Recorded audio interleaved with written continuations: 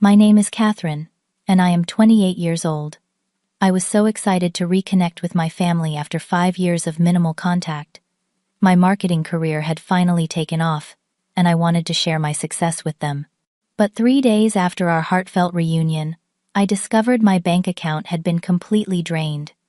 When I called my father in panic, his response chilled me to the bone. He simply shrugged and said, "We needed it." If you are watching this and know what it is like to have family betray your trust, let me know in the comments and hit subscribe. This story might help you see what is possible when you stand up for yourself. Growing up in our small Pennsylvania town was never easy. Our household constantly teetered on the edge of financial collapse. My father Harold, now 55, had an endless string of money problems that seemed to follow him like a shadow. He was always the one at family gatherings passing around IOUs instead of Christmas gifts, borrowing from relatives with promises of repayment that rarely materialized. My mother Elizabeth worked 2 jobs to keep us afloat. She was a nurse by day and waitressed on weekends, often coming home with dark circles under her eyes, but still managing to help me with homework. She was the glue that held our family together, always making sure Timothy and I never felt the full weight of our financial struggles. When I was 19, tragedy struck. My mother was diagnosed with aggressive lung cancer, despite never having smoked a day in her life. Within 6 months, she was gone, leaving a void that could never be filled. Her death was the first earthquake in my life, but the aftershocks would continue for years to come. After her funeral, I discovered that the modest life insurance policy she had maintained was mysteriously gone.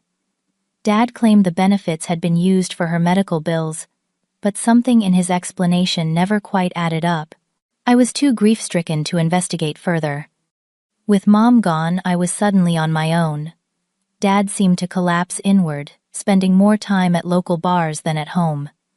Timothy, only 13 at the time, became increasingly withdrawn.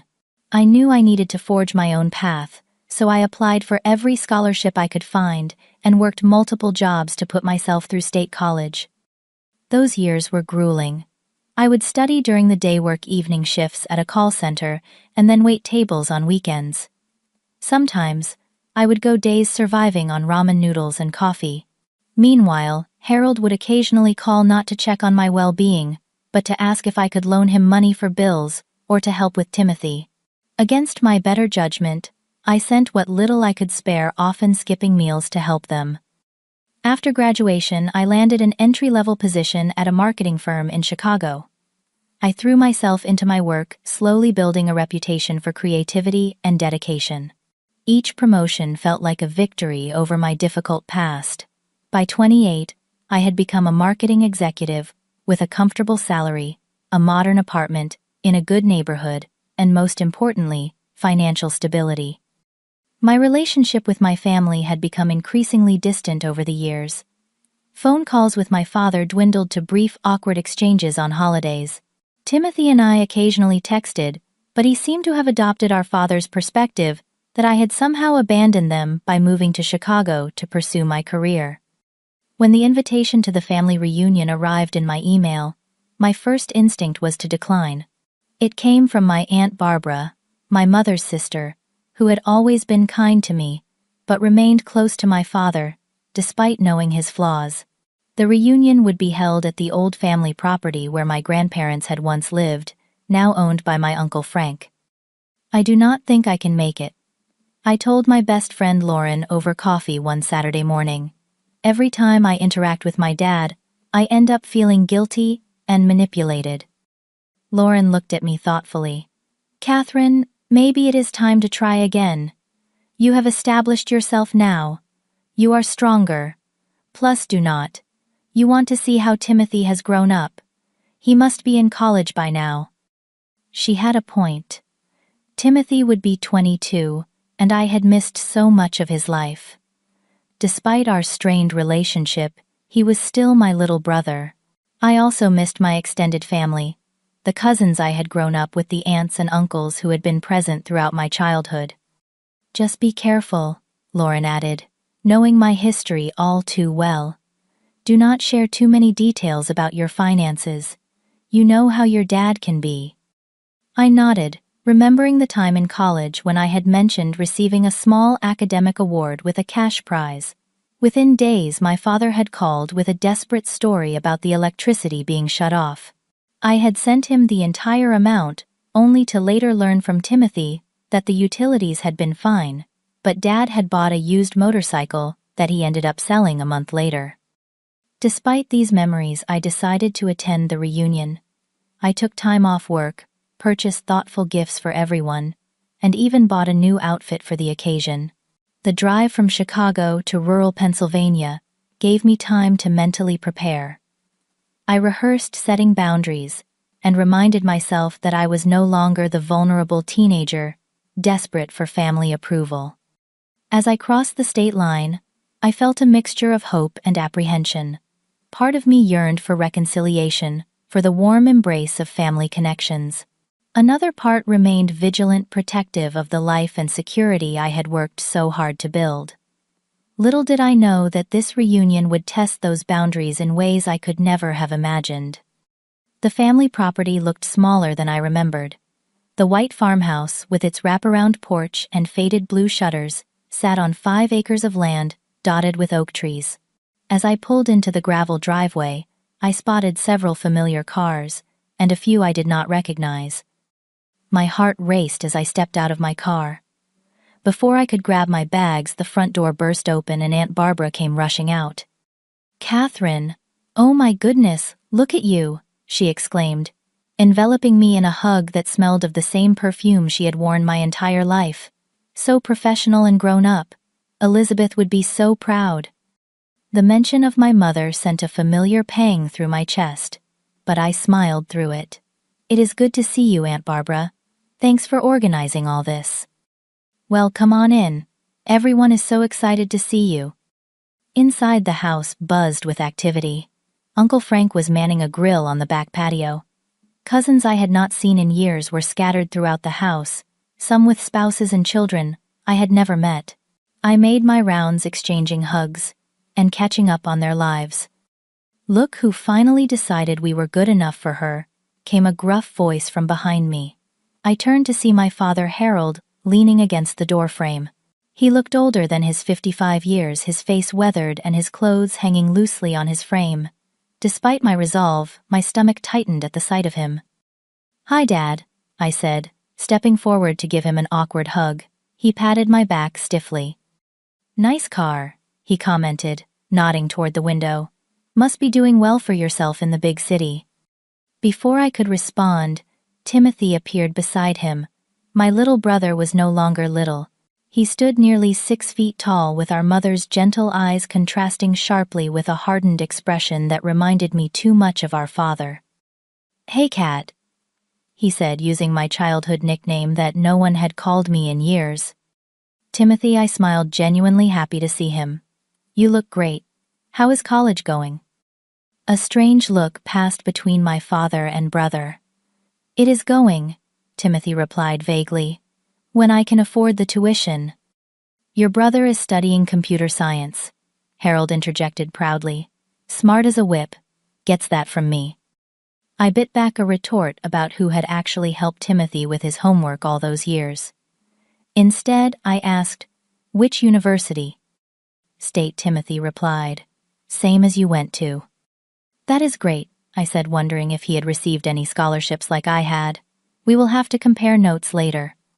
The conversation shifted as Aunt Barbara announced that dinner was ready. We all filed onto the back patio where tables had been set up under strings of lights.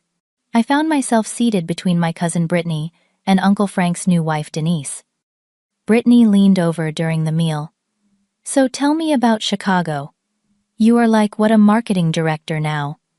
"Executive," I corrected, unable to keep the pride from my voice. "I just got promoted last month." "That is amazing," Brittany said. "You always were the ambitious one. I bet they pay you the big bucks now, huh?" I noticed my father's head turn slightly in our direction. "It is comfortable," I said vaguely, remembering Lauren's warning. "Oh, come on," Harold called from across the table. "No need to be modest. Tell us what you are making these days." The table fell awkwardly silent. "Dad, That is not really appropriate dinner conversation, I said lightly, trying to deflect.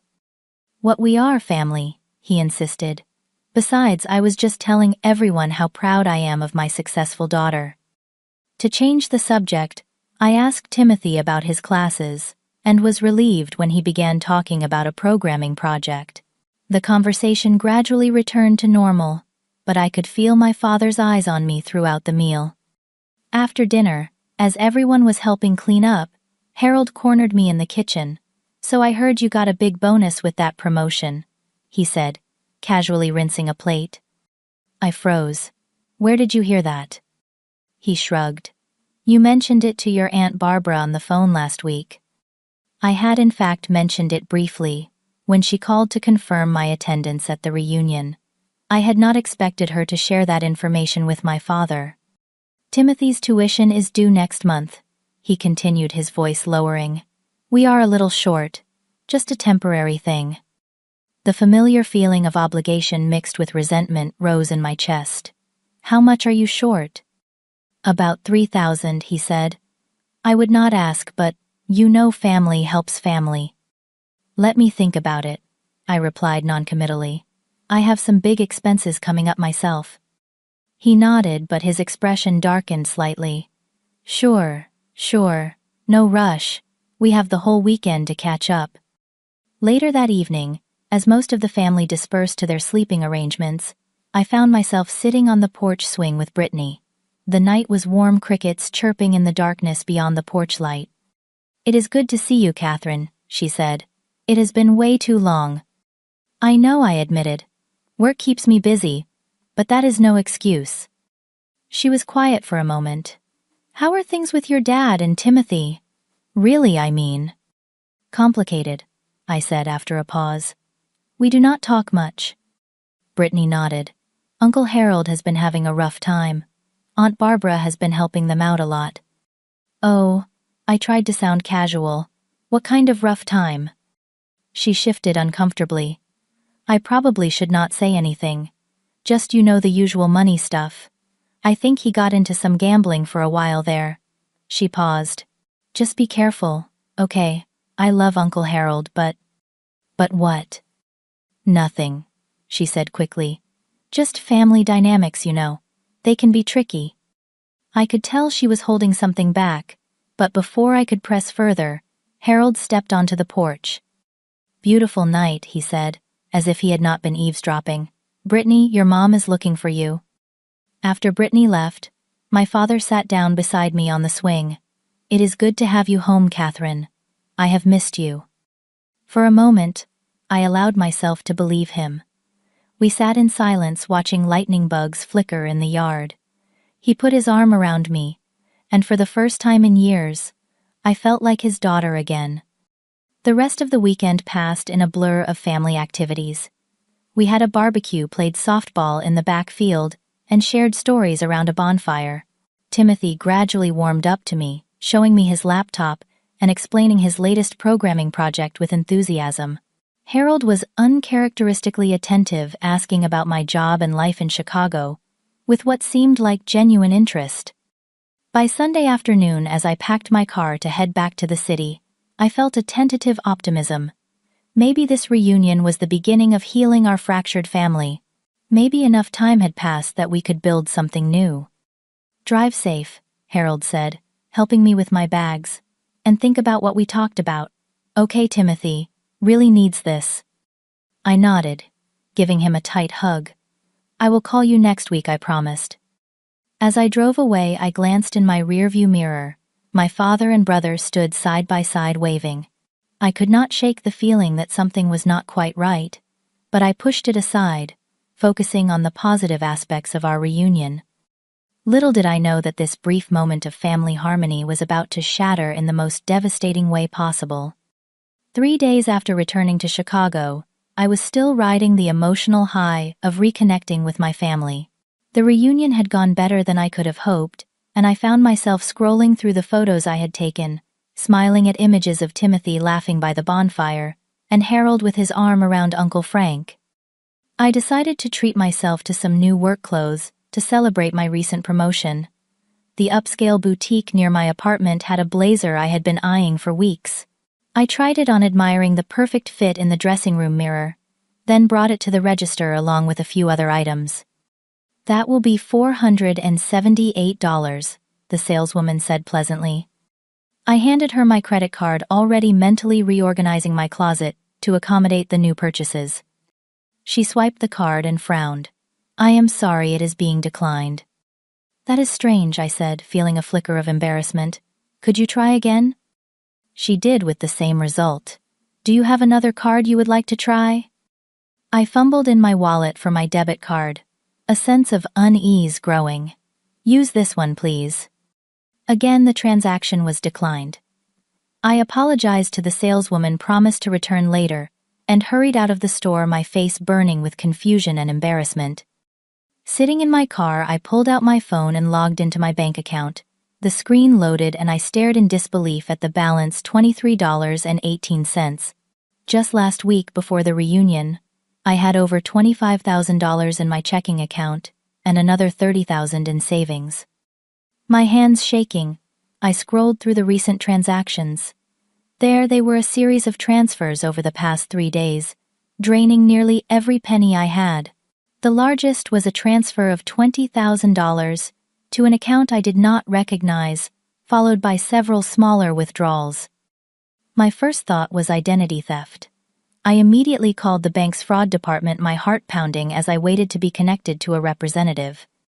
"Miss Reynolds, I see the transactions you are referring to," the bank representative said after I explained the situation.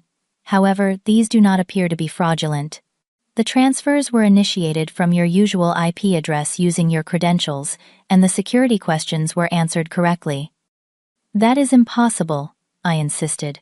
"I did not make those transfers." "The recipient account belongs to Harold Reynolds," she continued. "Is this individual known to you?" My blood ran cold. Harold Reynolds, my father. "Miss Reynolds, is this individual known to you?" the representative repeated. "Yes," I said numbly. "He is my father." "In that case, this appears to be a family matter rather than fraud.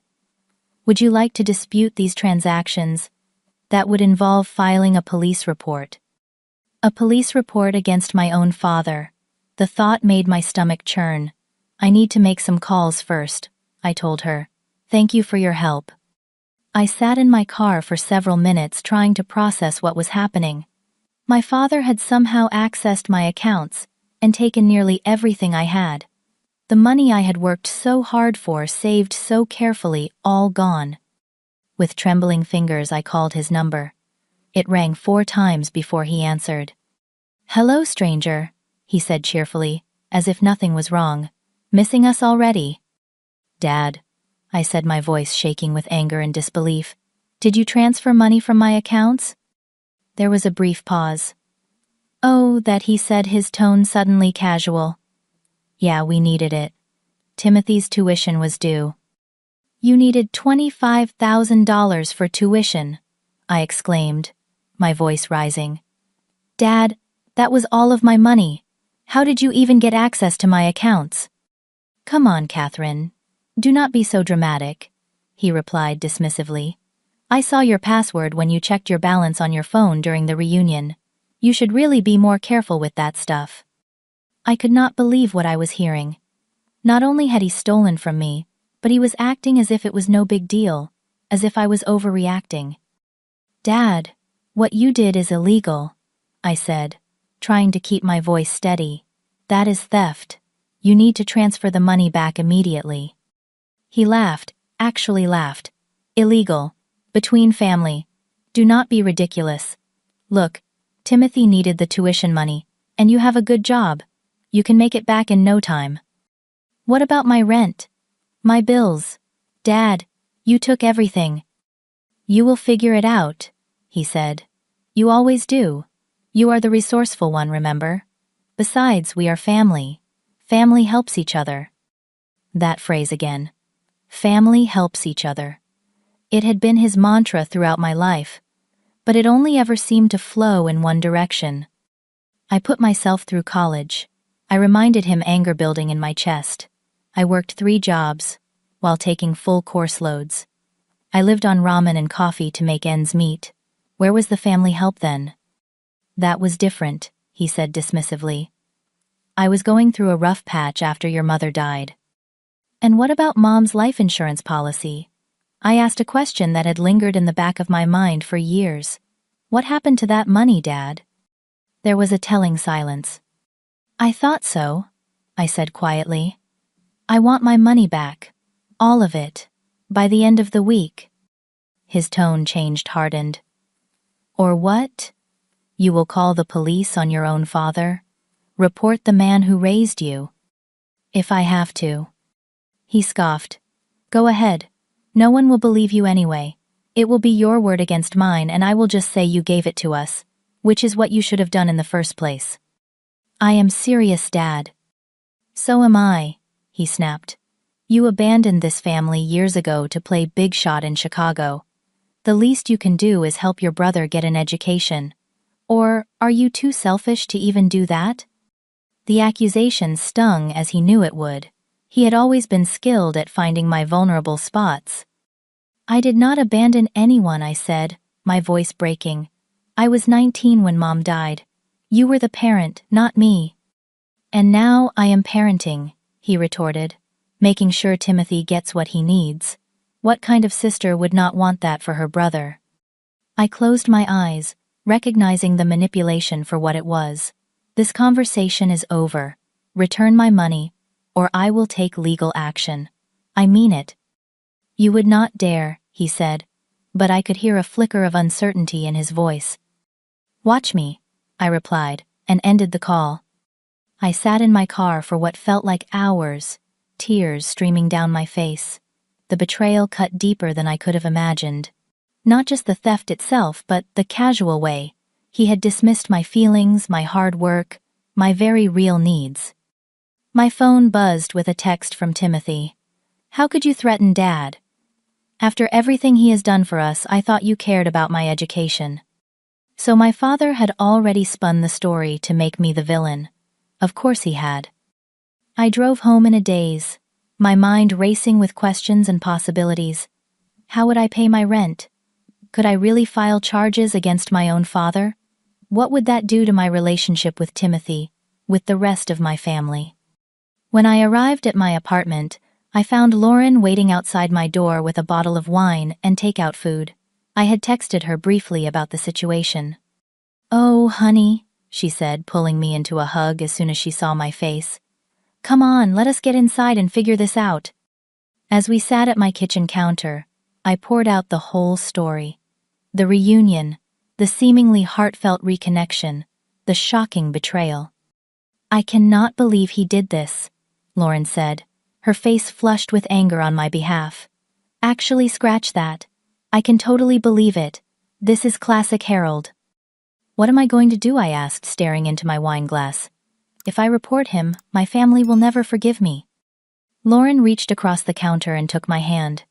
The real question is, will you forgive yourself if you do not? Her words hung in the air between us. I knew she was right. This was about more than money.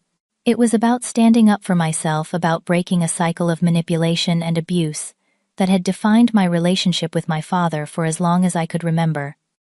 I know a good attorney, Lauren said gently. Jennifer Taylor.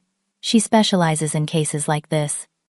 Cases of fathers stealing from their daughters, I asked with a bitter laugh. Financial abuse, Lauren corrected. It is more common than you think, especially in families.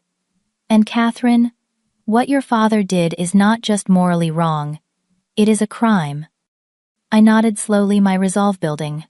Okay, set up the appointment. That night, as I lay in bed staring at the ceiling, my phone buzzed repeatedly with texts and calls from family members. Aunt Barbara pleading with me to reconsider. Uncle Frank suggesting a family meeting to work things out. Cousins expressing confusion and concern. I ignored them all, focusing instead on the decision I had made. For once in my life, I would not allow my father's manipulation to dictate my actions. I would stand up for myself, whatever the consequences might be. The last text I received that night was from my father. You will regret this. Family should stick together. I typed a response with steady fingers. See you in court. The law office of Jennifer Taylor was located in a sleek downtown building with a view of Lake Michigan. Jennifer herself was a petite woman in her 40s, with sharp eyes and a no-nonsense demeanor that immediately put me at ease. Tell me everything, she said after the introductions were complete. Do not leave anything out. For the next hour, I recounted the entire story from my childhood and my mother's death to the recent theft. Jennifer took detailed notes occasionally, asking clarifying questions. Do you have documentation of the transfers? She asked. I nodded, sliding a folder across her desk. Bank statements, screenshots of the transactions, everything the bank could provide me.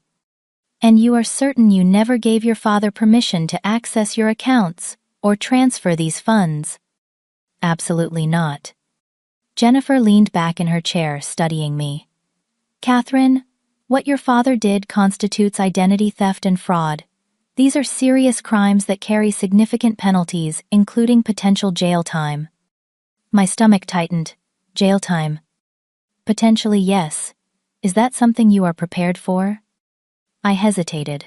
Despite everything, the thought of my father in jail was difficult to stomach. What are my options? We can pursue this as a criminal matter by filing a police report, which would likely lead to charges being filed. Or we can approach it as a civil case, suing for the return of your funds, plus damages. Which would you recommend? Jennifer considered for a moment.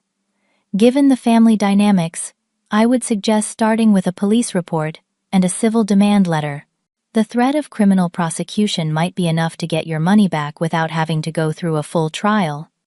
And if it is not? Then we proceed with both criminal and civil actions. But Catherine, I need to prepare you. This will likely cause a significant rift in your family. Are you ready for that? I thought about my father's casual dismissal of my feelings, about years of manipulation and guilt trips, about the $25,000 that represented countless hours of hard work. I think that rift already exists, I said quietly. I am just finally acknowledging it. Jennifer nodded. All right then. Let us start with the police report. The next few hours were a blur of paperwork and explanations. The police officer who took my report was professional, but clearly uncomfortable with the family nature of the crime. I could see the question in his eyes. Who reports their own father for theft? We will investigate and be in touch, he said, handing me a copy of the report. In the meantime, you should change all your passwords and security questions. Already done, I assured him. Back at Jennifer's office, we drafted a formal demand letter to my father, outlining the facts of the case and demanding full restitution within 7 days. If he ignores this, we file for a temporary restraining order to freeze any accounts where he might have placed your money, Jennifer explained. We will also petition the court for an expedited hearing date. As I left her office, I felt a strange mixture of dread and relief. I had taken the first steps toward justice, but I knew the road ahead would be difficult. My phone had been buzzing continuously throughout the day. When I finally checked it, I found over 20 missed calls and twice as many text messages. Most were from family members, their tones ranging from concerned to accusatory.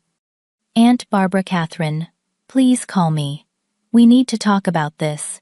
Your father is devastated. Timothy, I cannot believe you would do this to your own family. Dad was just trying to help me.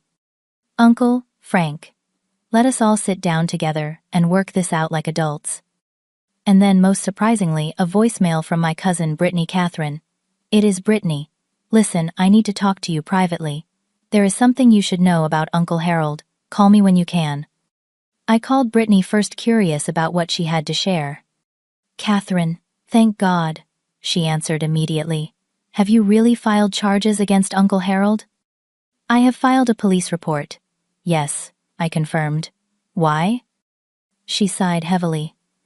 Because you are not the first person he has done this to.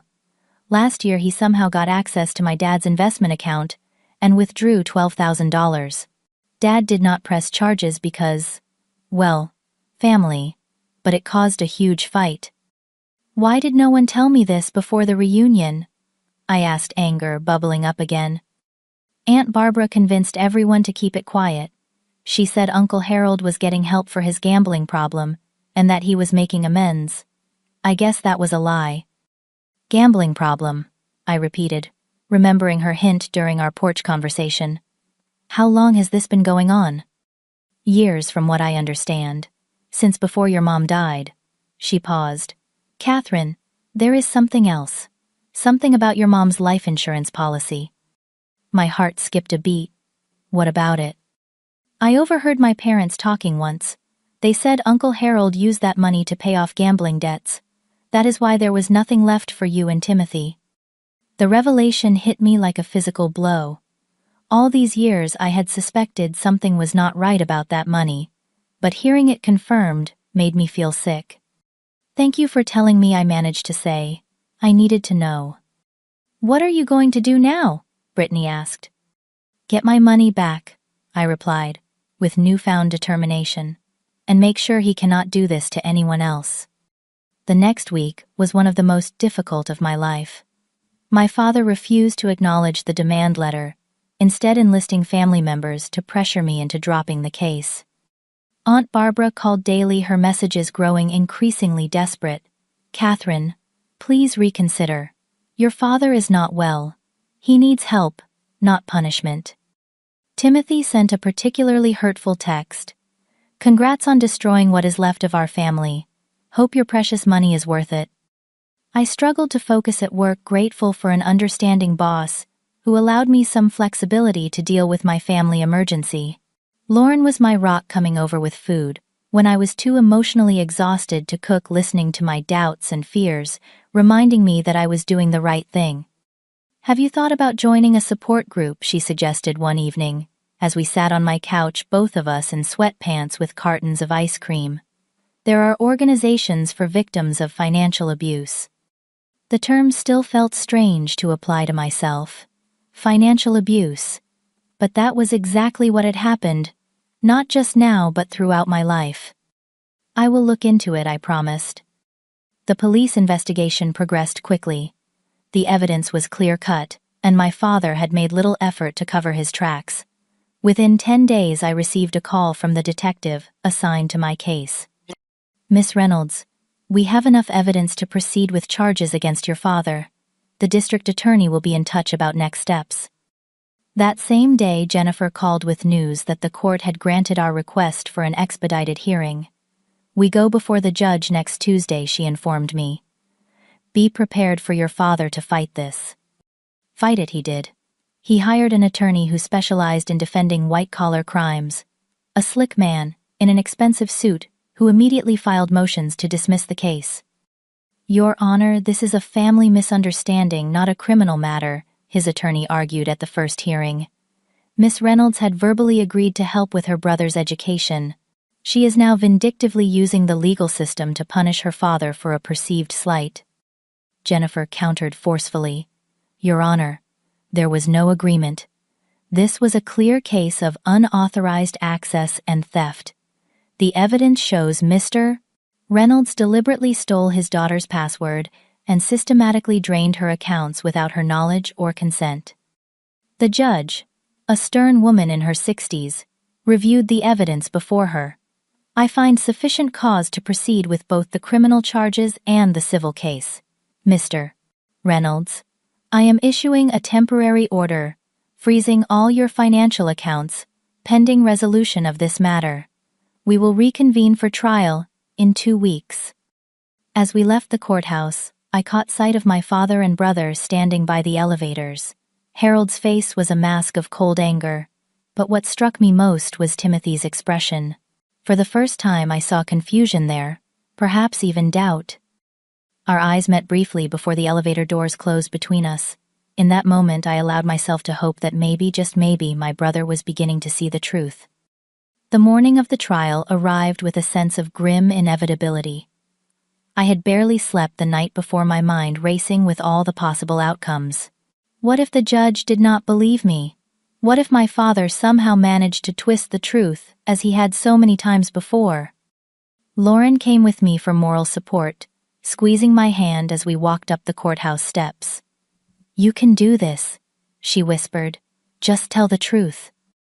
Inside the courtroom was smaller than I had imagined, with wooden benches and fluorescent lighting that cast everyone in an unflattering glow. Jennifer met us in the hallway, her briefcase bulging with documents. "Are you ready?" she asked, her expression serious. I nodded, though ready was the last thing I felt. My father and his attorney were already seated at their table when we entered. Harold did not look at me, his eyes fixed straight ahead. Timothy sat directly behind him, his face unreadable. To my surprise, the benches behind the plaintiff's table began to fill with family members. Aunt Barbara and Uncle Frank, several cousins, even my maternal grandmother, who rarely left her assisted living facility these days. Their presence was both comforting and nerve-wracking. Would they all side with my father? The bailiff called the court to order, and Judge Elaine Monroe entered her black robes, swishing as she took her seat at the bench. "Reynolds versus Reynolds," she announced, reviewing the file before her. "This is both a civil case for recovery of funds and a criminal case for identity theft and fraud. How do the parties plead?" My father's attorney stood. "Not guilty, Your Honor." The proceedings began with opening statements. Jennifer went first, laying out the facts of the case in clear, unemotional terms. She described how my father had observed my password during the family reunion, then systematically transferred funds from my accounts without my knowledge or consent. "This is not a misunderstanding between family members," she emphasized. "This is a calculated theft by a man who has a documented history of financial manipulation and exploitation." My father's attorney painted a very different picture. "Your Honor, this case is about an ungrateful daughter who has turned her back on family obligations. Harold Reynolds is a devoted father who has struggled to provide for his family, especially since the tragic death of his wife. When his son needed help with tuition, Miss Reynolds initially agreed to assist, but then vindictively changed her mind. This is a family matter that should never have come before this court." I clenched my fists under the table, fighting back tears of anger at the blatant lies. Jennifer squeezed my arm reassuringly. "They have no evidence of any agreement," she whispered. "Do not worry." I was called to testify first. Walking to the witness stand felt like moving through water, each step heavy and slow.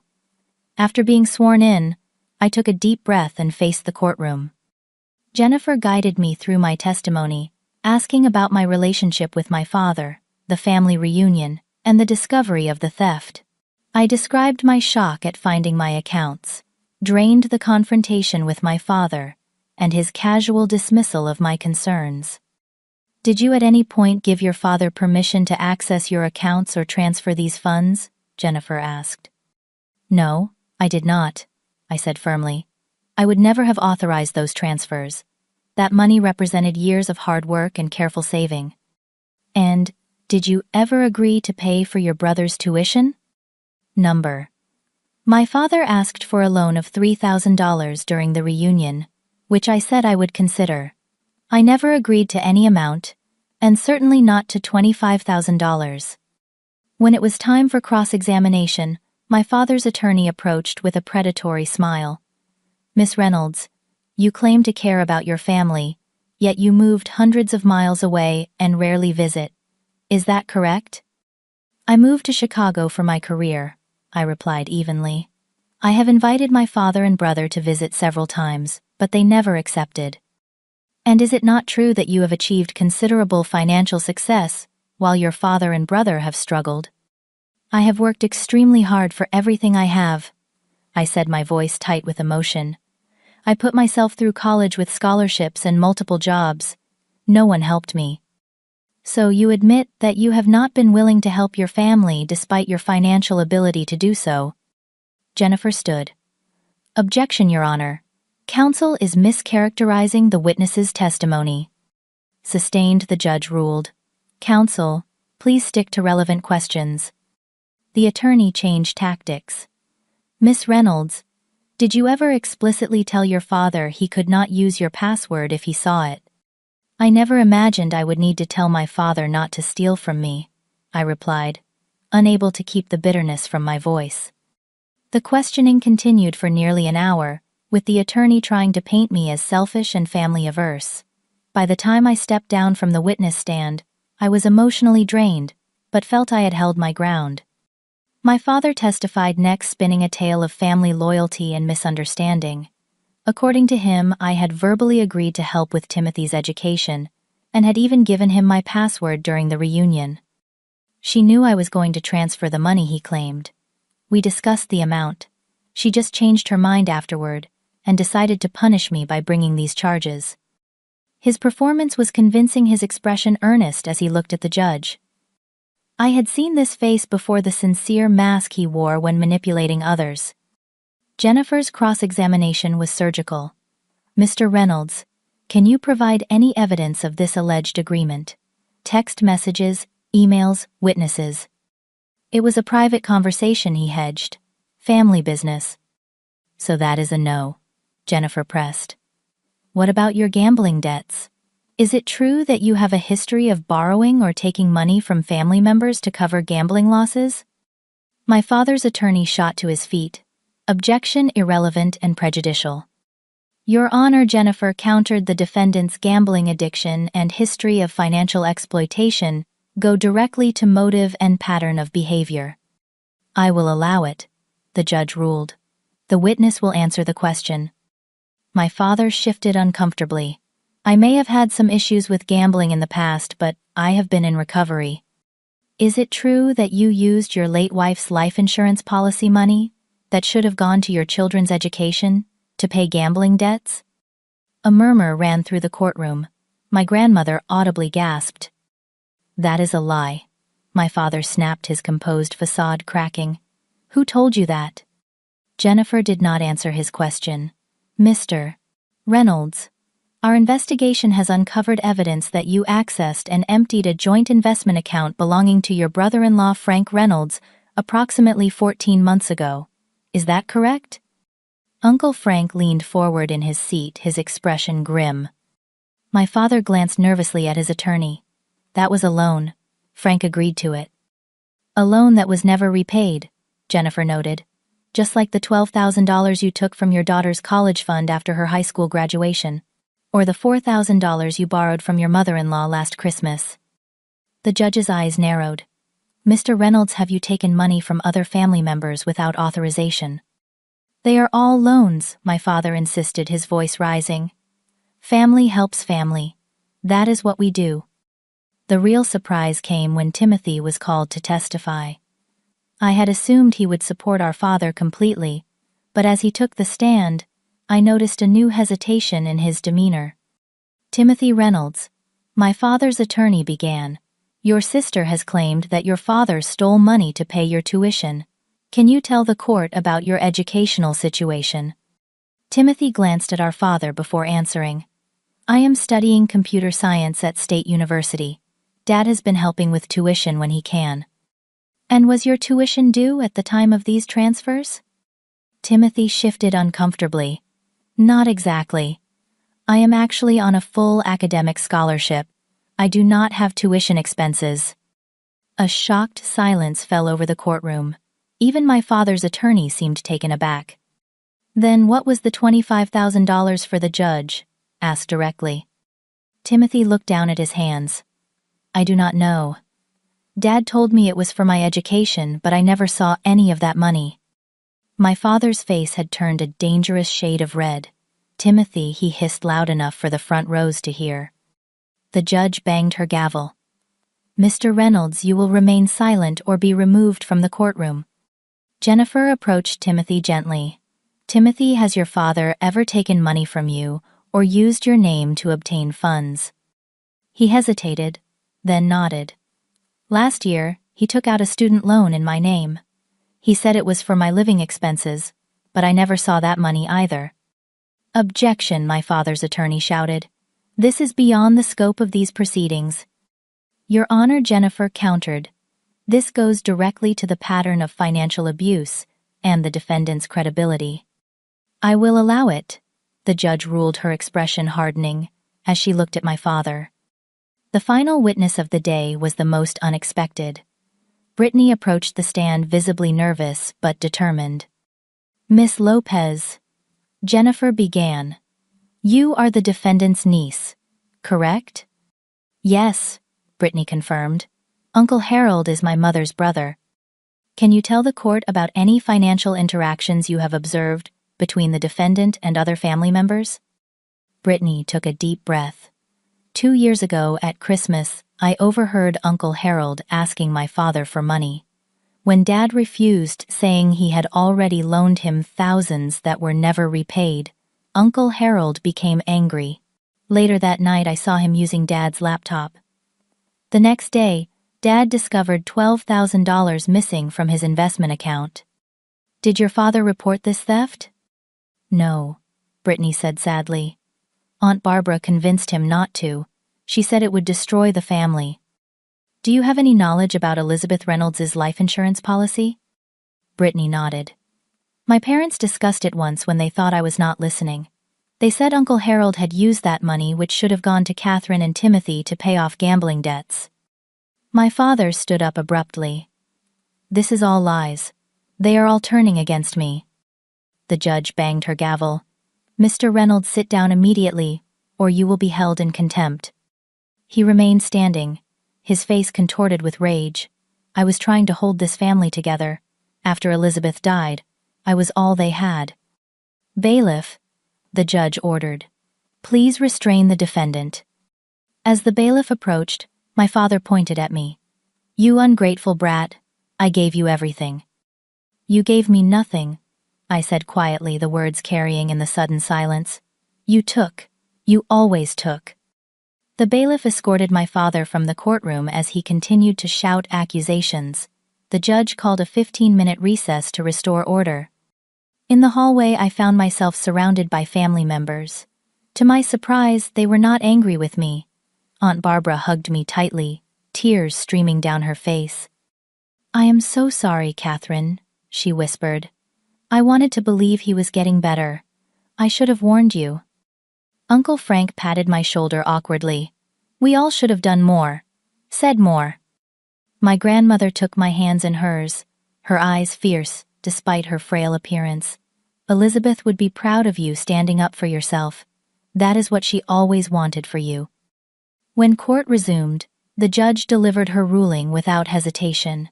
Based on the overwhelming evidence presented today, I find in favor of the plaintiff in the civil matter. Harold Reynolds is ordered to repay the full amount of $25,000, plus damages of $10,000 and all legal fees. She turned to the criminal charges. As for the criminal case, there is clear evidence of identity theft, fraud, and financial exploitation. I am recommending that the district attorney proceed with prosecution to the fullest extent of the law. She looked directly at me. Miss Reynolds, the court commends your courage in coming forward. Financial abuse within families is often hidden and denied. By speaking your truth today, you have not only sought justice for yourself, but potentially protected others from similar exploitation. As we left the courthouse, I felt a strange mixture of vindication and sorrow. I had won, but at what cost? My relationship with my father was irrevocably broken, though perhaps it had been broken all along. Timothy approached me hesitantly as I stood on the courthouse steps with Lauren and Jennifer. Catherine, he said, his voice small, can we talk? I nodded, and we stepped away from the others. I did not know, he said, his eyes fixed on the ground. About the money, about Mom's insurance policy, any of it. Dad always told me you abandoned us, that you did not care. I believed him. I know, I said gently. He is very convincing. Timothy looked up, his eyes filled with tears. What happens now? I did not have a simple answer for him. The road ahead would be complicated and painful, but for the first time in years it would be a road built on truth rather than manipulation and lies. Now, I said, taking his hand, we start over. The weeks following the trial were a strange mixture of victory and loss. The court had validated my experience and ordered restitution, but the emotional fallout was just beginning. My family, once seemingly united, splintered into factions. Some, like Aunt Barbara, Uncle Frank, and surprisingly Timothy, rallied around me. Others, particularly my father's brothers and their families, cut contact entirely. They could not reconcile the Herald they thought they knew with the man exposed in court. The district attorney moved forward with criminal charges. My father, facing the possibility of jail time, accepted a plea deal that included probation, mandatory counseling for gambling addiction, and community service. The judge also issued a restitution order that would garnish any income he earned until my money was fully repaid. I received an official letter from Aunt Barbara, uninviting me from the Thanksgiving gathering at her house. "Catherine, I believe you did the right thing," she wrote, "but some family members are not ready to see you. I hope you understand." I did understand, but that did not make it hurt any less. The holidays, already difficult since my mother's death, loomed as a particularly lonely prospect that year. The anonymous calls began about a month after the trial. Never from the same number, always late at night, sometimes just breathing, sometimes whispered threats or insults. I reported them to the police, who advised me to document everything but admitted there was little they could do unless the caller made specific threats. "Change your number," Lauren suggested during one of our weekend brunches, "and maybe stay with me for a while, just until things calm down." I considered it, but ultimately declined. I cannot keep running and hiding. This is my home, my life. I will not let him drive me away from that too. Instead, I invested in a security system for my apartment and became more cautious about my routines. The calls eventually tapered off, though the anxiety they had planted remained. The most unexpected development came in the form of an email from Timothy, about 6 weeks after the trial. "Catherine," he wrote, "I have been doing a lot of thinking. Dad has been telling me his version of events my entire life, and I never questioned it. I believed him when he said, 'You did not care about us, that you were selfish for moving away.' I see now how he manipulated both of us. I am still processing everything, but I wanted you to know I am sorry for the things I said and the way I treated you. Would it be okay if I came to visit sometime? No pressure, if you are not ready." I read the email multiple times, tears streaming down my face. It was not a complete reconciliation, but it was a beginning. I replied immediately, inviting him to visit whenever he felt comfortable. Timothy arrived 2 weeks later, a duffel bag slung over his shoulder and uncertainty in his eyes. Our initial conversation was awkward, both of us tiptoeing around the elephant in the room until finally, over pizza in my living room, the dam broke. I looked up to him my entire life. Timothy admitted, his voice cracking. Even when he would disappear for days. Even when the electricity got shut off because he had not paid the bills. I made excuses for him because he was all I had. "I know," I said softly. "I did the same thing for a long time. After Mom died, he told me you abandoned us, that you took your share of her insurance money and ran off to Chicago without looking back." I shook my head, the familiar pain of that lie still raw. "There was no insurance money for me, Tim. Dad used it all to pay gambling debts." "I know that now," he said, looking down at his hands. "I found some old papers in the attic when I was packing up my stuff. Records of the policy withdrawal slips, everything. He lied about so much." We talked for hours that night, filling in the gaps in each other's stories, building a bridge over years of misunderstanding and manipulation. By the time Timothy left to return to school 2 days later, something fundamental had shifted between us. We were not just siblings by blood anymore. We were allies in the truth. The financial recovery process was slow and frustrating. Despite the court order, collecting the money proved difficult. My father had hidden assets, moved funds between accounts, and generally done everything possible to avoid paying what he owed. Jennifer was relentless, filing motions for contempt when payments were missed, tracking down accounts, and eventually securing a lien against my father's portion of my grandparents' property. It would take years to recover the full amount, she warned me, but she was committed to seeing it through. In the meantime, I had to rebuild my financial life from scratch. Lauren loaned me enough to cover my rent, until my next paycheck, and I scaled back on every non-essential expense. The promotion I had been so proud of became a lifeline rather than a luxury. My boss, understanding the situation after I finally explained it, arranged for an advance on my bonus. "You are too valuable to lose over something like this," she told me. "Just focus on your work and getting through this." The support I received from unexpected quarters was humbling. Colleagues pitched in to create a Catherine's Emergency Fund gift card. My elderly neighbor insisted on bringing me homemade meals twice a week. A local attorney, who had read about my case in the paper, offered pro bono assistance with securing my credit. In an effort to process my feelings, I began attending a support group for victims of financial abuse. The stories I heard there both broke my heart and strengthened my resolve. So many people, mostly women who had been exploited by those they trusted most: parents, spouses, children. "You are one of the lucky ones," the group facilitator told me, after one particularly emotional session. "You fought back. Many never get that chance." Her words stayed with me, a reminder that standing up for myself had not just been about the money. It had been about reclaiming my voice, my boundaries, my very sense of self. 3 months after the trial, I received an unexpected email from Aunt Barbara. It contained a simple apology and an invitation to coffee. When we met at a quiet cafe near my apartment, she seemed to have aged years in just a few months. "I need to tell you something," she said after we had exchanged awkward pleasantries. "I knew more than I let on. About Harold's gambling, about how he treated you after Elizabeth died. I should have said something, done something." "Why did not you?" I asked, not accusingly, but genuinely curious. She sighed, turning her coffee cup in small circles. "Family loyalty, I suppose, and denial. It is easier to pretend everything is fine than to confront the ugly truth that someone you love is capable of such harm." I nodded, understanding all too well the power of that denial. I felt the same way for a long time. "The thing is," Aunt Barbara continued, "Elizabeth knew. About the gambling, I mean. She tried to protect you kids from it, put money aside in separate accounts.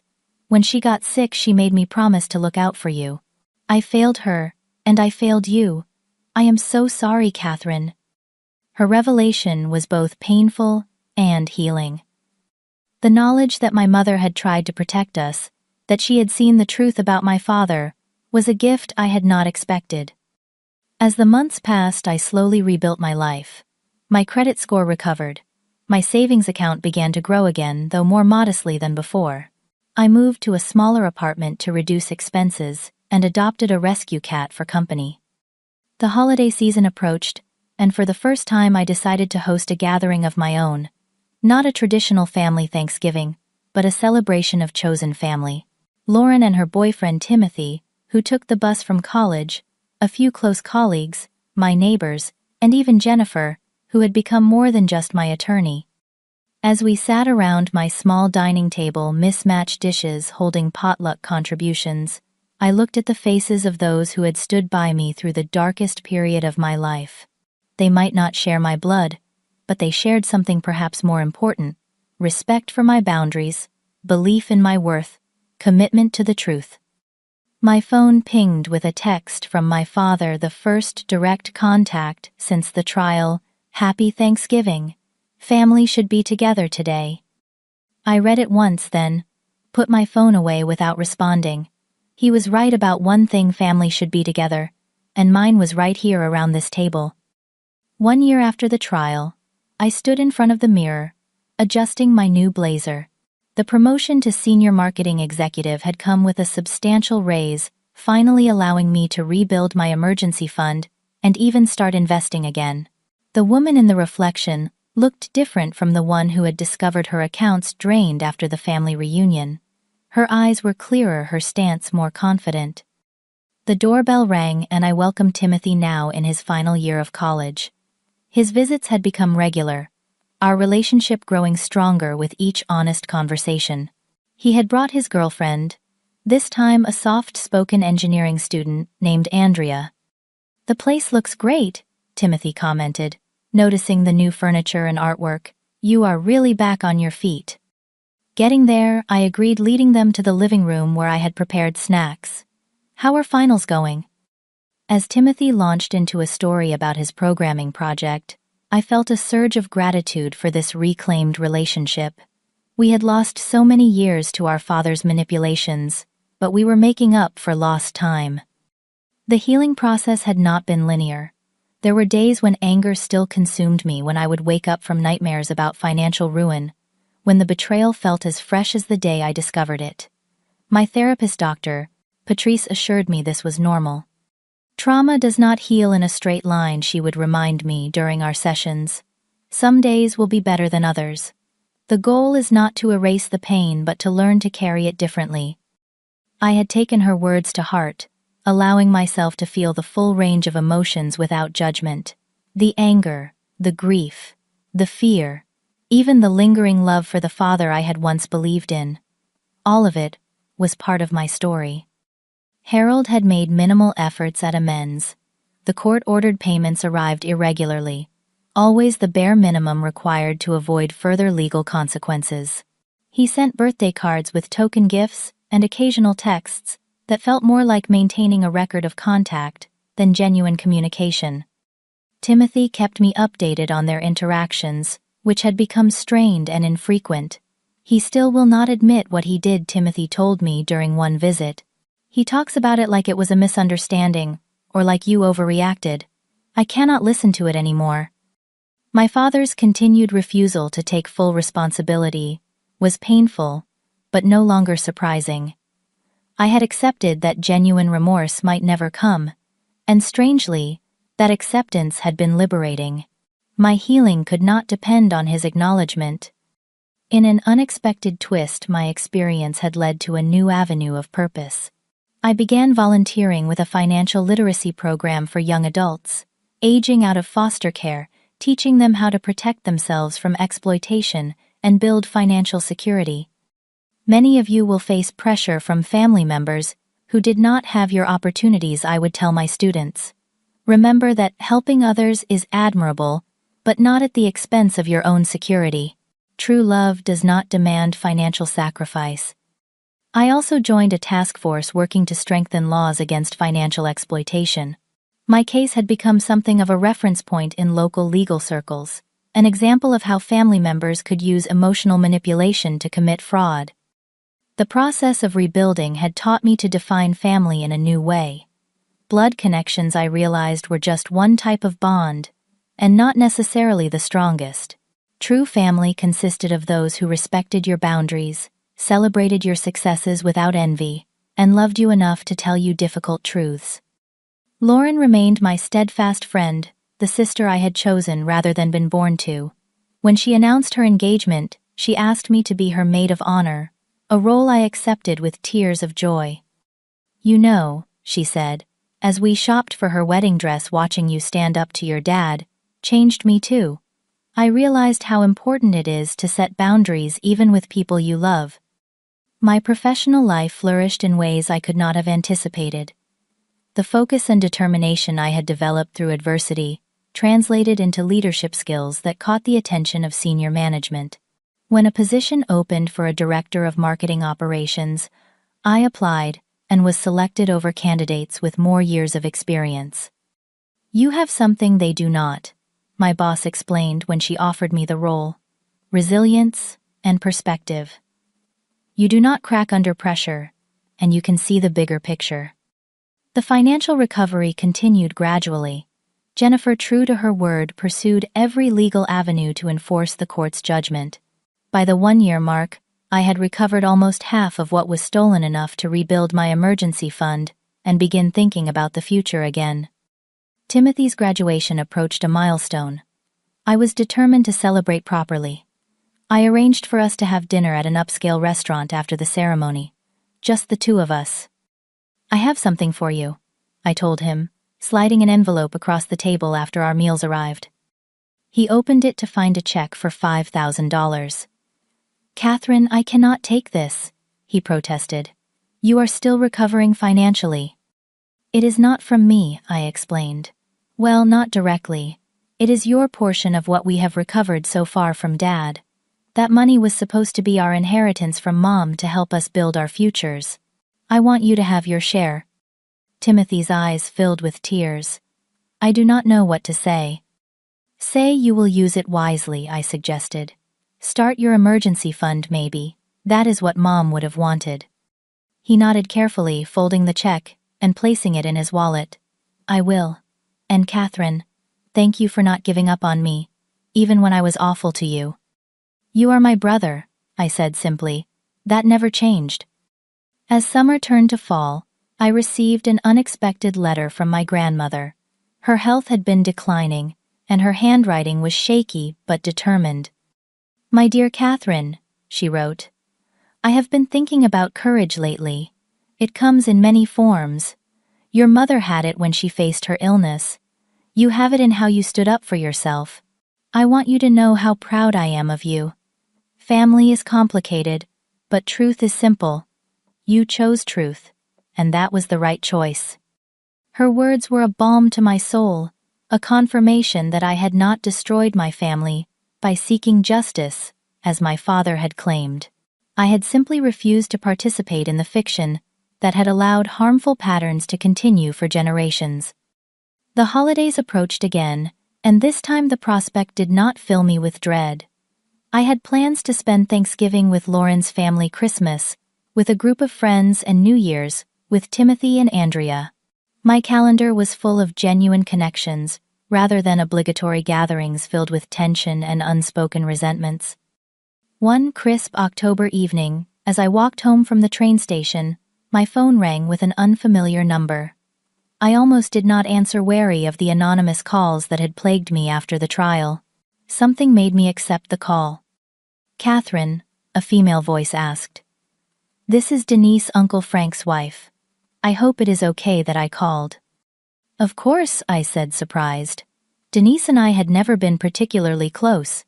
"Is everything all right?" "Yes, I mean mostly." She hesitated. "Your father had a minor heart attack yesterday. He is stable, but I thought you should know." The news hit me with unexpected force. Despite everything, some part of me still cared what happened to him. "Thank you for telling me. Is he at County General?" "Yes. Listen, Catherine. I know things have been difficult, but Frank and I both think what you did was brave. It opened a lot of eyes in the family." After we hung up, I stood on the sidewalk for several minutes, processing my feelings. Should I visit him? Send a card? Ignore the news entirely? None of the options felt quite right. In the end, I sent a simple text message. "Heard about your heart attack. Hope you are recovering well." It was neither forgiveness nor continued anger, just a basic human acknowledgement. His reply came hours later. "Thank you. Would like to see you sometime." I did not respond immediately. The prospect of seeing my father again stirred up a complex mix of emotions. Dr. Patrice had been helping me understand that forgiveness did not necessarily mean reconciliation, that I could release my anger without inviting further harm. "Forgiveness is for you, not for him," she had explained. "It is about freeing yourself from the burden of resentment. It does not mean you have to have a relationship with someone who has not demonstrated real change." After careful consideration, I replied, "Maybe someday. Not ready yet."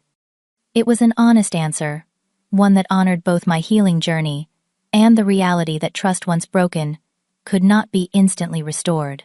It would require consistent evidence of change on his part, a commitment to truth and accountability that he had not yet demonstrated.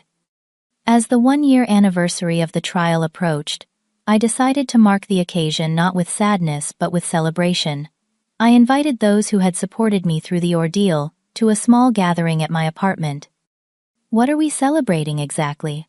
Lauren asked, as she helped me arrange flowers and set out appetizers.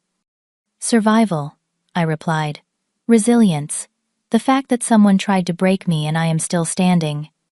The evening was filled with laughter, good food, and genuine connection. Looking around at the faces of my chosen family, I felt a profound sense of peace. The path to this moment had been painful, but the destination was worth the journey. Later, after everyone had gone home, I sat alone on my balcony, watching the city lights twinkle against the night sky. I thought about all I had learned in the past year, lessons paid for dearly, but valuable beyond measure.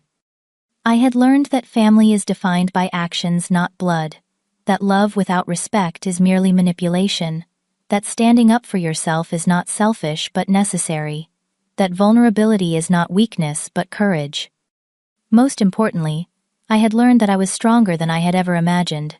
The woman who had once accepted manipulation as the price of family connection now knew her own worth, set clear boundaries, and surrounded herself with people who honored them. My phone pinged with a text from Timothy. "Just wanted to say I love you, sis. Thanks for showing me what strength looks like." I smiled, typing back, "Love you too. We are going to be okay." And for the first time in a very long time, I truly believed it. The money stolen could be replaced. The relationships damaged could be rebuilt or released. But the self-respect I had reclaimed was priceless, a foundation upon which I could build a life of authenticity and peace. Have you ever had to stand up to family for your own well-being? I would love to hear your stories in the comments below. Sometimes the hardest boundaries to set are with those we love the most. If this story resonated with you, please hit that like button and subscribe to hear more stories about finding strength in difficult situations. Remember, choosing yourself is not selfish, it is necessary. Thank you for listening, and may you find the courage to protect your peace, whatever that might look like for you.